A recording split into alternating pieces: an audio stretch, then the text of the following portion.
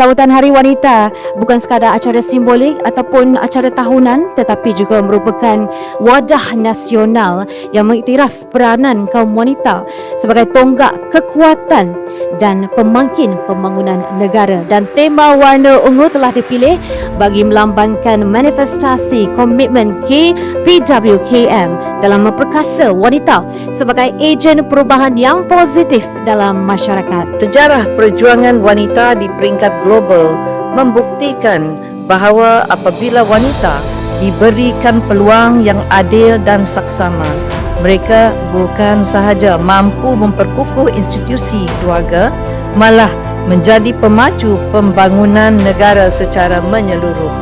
Budaya, tradisi dan membentuk itu semua melalui institusi keluarga. Jadi sementara kita menggapai di langit, kita mengakar di bumi.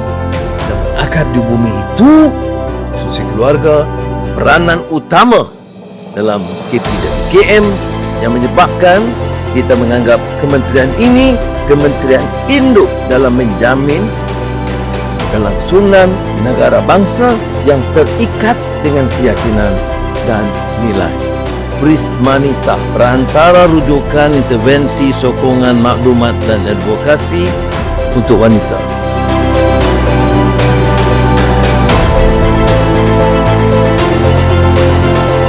Kita cakap tentang wanita, pemerkasaan, tapi di sinilah kita lihat bagaimana wanita juga apabila kita perkasakan, apabila keluarga itu mendukung wanita, ia juga membawa kepada pulangan dari aspek perusahaan.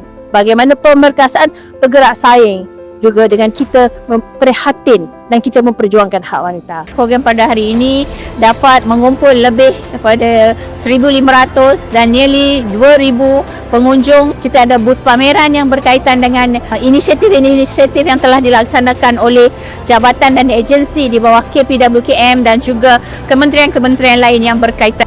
Teruskan bersabar, teruskan kerja keras untuk menjana pendapatan sendiri, walaupun kita isteri ataupun kita single ke, single mom ke, tak kisahlah.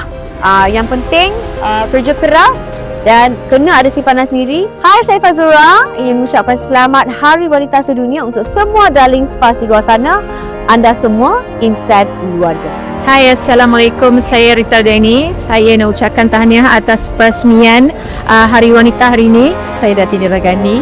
Di kesempatan ini saya ingin mengucapkan selamat menyambut Hari Wanita Antarabangsa. Wanita, ayo bangkit, jalan terus, jangan menoleh ke belakang lagi kerana kita adalah wanita yang sangat luar biasa. Memartabat wanita memperkukuh negara. Jadi kita pastikan wanita terus menjadi idola kepada semua orang. Yang penting adalah kita sentiasa tidak putus asa dan terus berjuang untuk membuat yang terbaik di dalam kalangan yang terbaik. Jumpa lagi. Terima kasih kepada KPWKM kerana telah menganjurkan Majlis Hari Wanita Antarabangsa setiap tahun. Satu usaha yang sangat gigih oleh KPWKM untuk memastikan bahawa wanita sentiasa di tahap yang tertinggi.